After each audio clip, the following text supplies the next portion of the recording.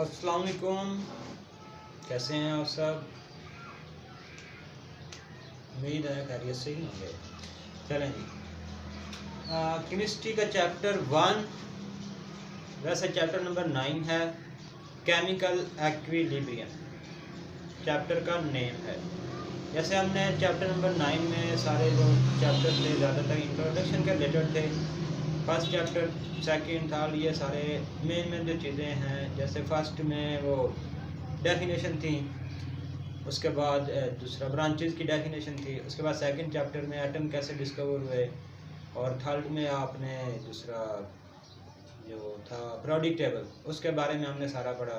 Fourth में molecule, जॉनिक bond, covalent, वो कैसे आपस में रिएक्ट करते थे। फिर 5 में बॉयल्स लॉ, और इस तरह आगे चैप्टर थे वो सारे केमिस्ट्री या थोड़ा थोड़ा इंट्रोडक्शन था। सोल्यूशन वाला चैप्टर था, सैचुरेटेड अनसैचुरेटेड। ठीक है, अब नेक्स्ट है केमिकल एक्विलिब्रियम। यहाँ पर आप 3-4 चैप्टर हैं, उनमें ज़्यादातर केमिकल रिएक्शन के बारे में पढ़ेंगे और उनको बल्कि याद भी करेंगे, क्योंकि पेपर में आने तो फिर याद तो करने ही पड़ेंगे।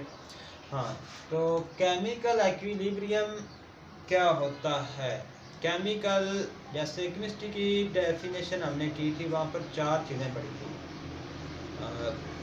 आप लोगों ने पढ़ा होगा, प्रॉपर्टीज पढ़ी थी, केमिकल रिएक्शन पढ़े थे, उसके अलावा दूसरा पढ़ा था हमने केमिकल रिएक्शन, प्रॉपर्टीज, और 2 चीज़ें और पढ़ी थी।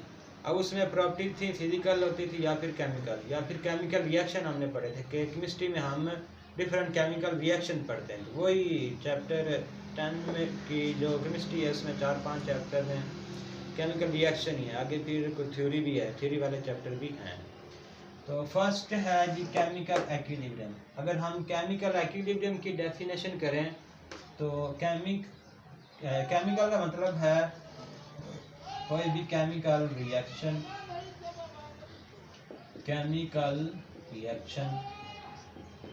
जबकि एक्विलिब्रियम या इसके रिलेटेड आप पहले 9th में वो कंडेंसेशन और वेपोरेशन वाला प्रोसेस जो है वो टॉपिक पढ़ चुके हैं। यानी ये टर्म पहले आपको थोड़ी बहुत इंट्रोड्यूस है, इससे तारुफ है। वहाँ पर आप एक फ्लास्क लेते थे, उस फ्लास्क को ऊपर से क्लोज किया और पानी जो है उसको आपने हीट किया, और कुछ देर बाद पानी जो है वेपर में चेंज हो जाता था, और फिर वेपोरेशन प्रोसेस कुछ लम्हे बाद इक्वल हो जाता था कंडेंसेशन प्रोसेस पे। यानी एक ऐसी कंडीशन टाइम पॉइंट आता था जहाँ पर evaporation is equal to condensation. इस प्रोसेस को हम कहते थे कि वो कौन सी है, केमिकल एक्विलिब्रियम स्टेट है। ठीक है, तो इस तरह के रिएक्शन आगे हम पढ़ेंगे, जिनको बैलेंस करने के लिए कि इतनी रिएक्टेंट की मिकदार चाहिए, इतनी प्रोडक्ट्स की, रिएक्टेंट्स क्या होते हैं प्रोडक्ट्स, ये आगे हम पढ़ेंगे। या रिएक्शन करवाने के लिए कौन कौन सी चीज़ें होती हैं, उसमें प्लस का साइन क्या शो कर रहा है, वो ये सारे हम वन बाय वन डिस्कस करेंगे। अब फर्स्ट है chemical equilibrium. Chemical equilibrium, chemical का मतलब केमिकल रिएक्शन, एक्विलिब्रियम का मतलब है बैलेंस इन केमिकल रिएक्शन। केमिकल रिएक्शन को बैलेंस करना केमिकल एक्विलिब्रियम कहलाता है। अब केमिकल रिएक्शन की अगर हम डेफिनेशन करें तो केमिकल रिएक्शन को या तो हम कंबाइन, या केमिकल रिएक्शन कैसे होते हैं, कंबाइन होने से, या इसको सेपरेट किया जाता है, या फिर इसकी रीअरेंजमेंट की जाती है। कोई भी केमिकल रिएक्शन है, उसको करने के लिए कोई एटम जो है उनको हम आपस में कंबाइन करेंगे, या फिर इसको सेपरेट करेंगे, या फिर इसको रीअरेंजमेंट, उनको आगे पीछे करेंगे। तो फॉर एग्जांपल हमारे पास सिंपल प्रोसेस है H2+ रिएक्शन वाटर मॉलिक्यूल बनाने का, 2H2O। अब इसमें देखें जी, H2 है और यह ऑक्सीजन, या इसके अलावा अगर आप सिंपल एग्जांपल लगाएं, आपने चाय बनानी है तो चाय के लिए आपको टी चाहिए, पत्ती, उसके अलावा चीनी चाहिए, शुगर, मिल्क, दूध चाहिए, वाटर। इन सब 4 चीज़ें आप एज आ केमिकल लें तो 4 चीज़ें आपने मिलाई उनको फिर हीट किया, हीट करने के बाद जो आपके पास प्रोडक्ट है वो चाय है।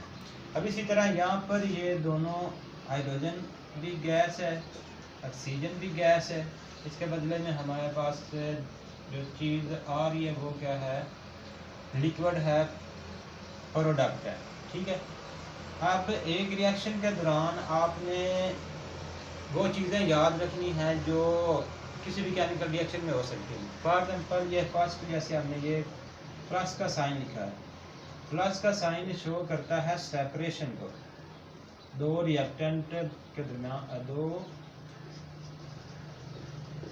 एटम के दरमियान जो प्लस का साइन है शो करता है सेपरेशन को, अलहदगी को, जबकि ये एरो जो है ये साइन शो करता है रिएक्शन को, या तो रिवर्सिबल रिएक्शन होंगे या फिर इरिवर्सिबल रिएक्शन होंगे, रिवर्सिबल या फिर इरिवर्सिबल रिएक्शन।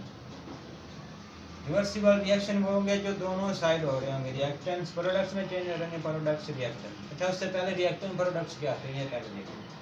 वो चीज़ें जो दोनों दो या वो सब्सटेंसेस जो आपस में रिएक्ट करती हैं, और वो एक की तो होगी नहीं कि एक से ज़्यादा होगी, तो वो जो चीज़ें आपस में, जैसे ये यहाँ पर हाइड्रोजन और ऑक्सीजन आपस में रिएक्ट कर रही हैं, तो इसको हम कहेंगे ये क्या हैं, रिएक्टेंट्स हैं। तीसरी आपने चीज़ याद रखनी है, रिएक्टेंट्स होते हैं। और इन दोनों चीज़ों के रिएक्टेंट्स के आपस में रिएक्ट करने के नतीजे में जो चीज़ बनती है इसको कहते हैं प्रोडक्ट। और चौथी चीज़ क्या होगी, प्रोडक्ट होता है। अच्छा, रिवर्सिबल रिएक्शन वो होंगे जिसमें रिएक्टेंट प्रोडक्ट्स में चेंज होते हैं, प्रोडक्ट्स वापस रिएक्टेंट में चेंज होते हैं, और इनको डबल एरो से शो किया जाता है। जबकि इरिवर्सिबल वो होंगे जिनमें सिर्फ रिएक्टेंट चेंज हो रहे हैं प्रोडक्ट्स में, इसको सिंगल एरो से शो किया जाता है।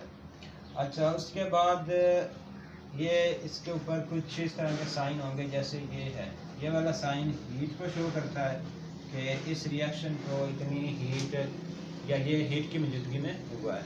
इसके अलावा ये इस तरह के लिखे होंगे, ये इसको कहते हैं कैटालिस्ट, प्लेटिनियम और निकल, ये एज अ कैटालिस्ट, Pt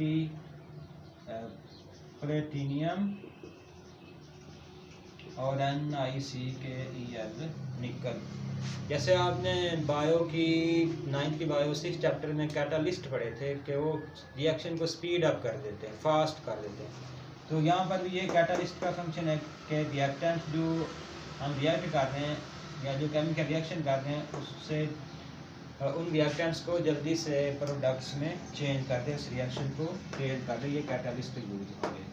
तो ये चंद चीज़ें जो आपने केमिकल रिएक्शन किसी में भी वो याद रखनी। इसके अलावा यहाँ पर एक एग्जांपल जो नेचुरली है केमिकल एक्टिविटी की हमारे सराउंडिंग, हमारे इर्द गिर्द माहौल में, एटमॉस्फेयर में,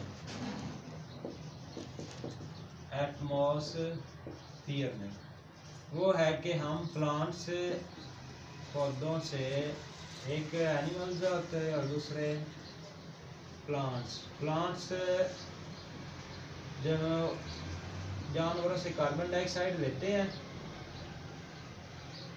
और बदले में जो ऑक्सीजन है वो देते हैं। अब ये एक नेचुरली प्रोसेस है, केमिकल एक्विलिब्रियम यानी बैलेंस से खुद ही, जैसे वो बैलेंस वेट करने के लिए दुकानों पर पड़ा होता है, चीनी इतनी थोड़ी कम हो जाए तो फिर हम ऊपर से डालते हैं 1000 ग्राम, पूरी किलो करनी है, फिर बैलेंस करना होता है। तो वहाँ ये नेचुरली प्रोसेस है जो एनिमल्स और प्लांट्स में ऑक्सीजन और कार्बन डाइऑक्साइड के हवाले से, कि ऐसा कभी नहीं होता कि हमारे अंदर ऑक्सीजन की मिकदार ज़्यादा हो जाए और कार्बन डाइऑक्साइड कम हो, या प्लांट्स के पास कार्बन डाइऑक्साइड ज़्यादा आ जाए, ऑक्सीजन कम हो, बल्कि ऐसा होता है कि जितनी ऑक्सीजन हमें चाहिए उतनी ही कार्बन डाइऑक्साइड हम रिलीज़ करते हैं। इसी तरह प्लांट्स को जितनी कार्बन डाइऑक्साइड चाहिए उतनी वो ऑक्सीजन रिलीज़ करता है, यानी दोनों तरफ जो लेवल है वो इक्वल रहता है, बैलेंस रहता है। अच्छा, ये था आपका टॉपिक केमिकल एक्टिविटी मेन, और यहाँ पर जो डेफिनेशन दो हैं रिएक्टेंट्स और प्रोडक्ट्स की। रिएक्टेंट्स वो होते हैं जिसके दौरान दो चीज़ें सब्सटेंसेस आपस में रिएक्ट करती हैं टू फॉर्म प्रोडक्ट्स। प्रोडक्ट बनाने के लिए जो सब्सटेंसेस आपस में रिएक्ट करती हैं वो रिएक्टेंट्स बनाती हैं। उसके बाद सेकंड है प्रोडक्ट्स। प्रोडक्ट्स वो जो इन सब्सटेंसेस के रिएक्ट करने के दौरान बनती हैं, फॉर्म होती हैं, वो क्या कराएंगी, प्रोडक्ट्स कराएंगी रिएक्टेंट्स के आपस में रिएक्ट करने के दौरान। इसके बाद आएंगे जी रिएक्शन रिवर्सिबल और इरिवर्सिबल, और फिर आगे कुछ एग्जाम्पल हैं तो उनको हम नेक्स्ट लेक्चर में देखेंगे। Thank you.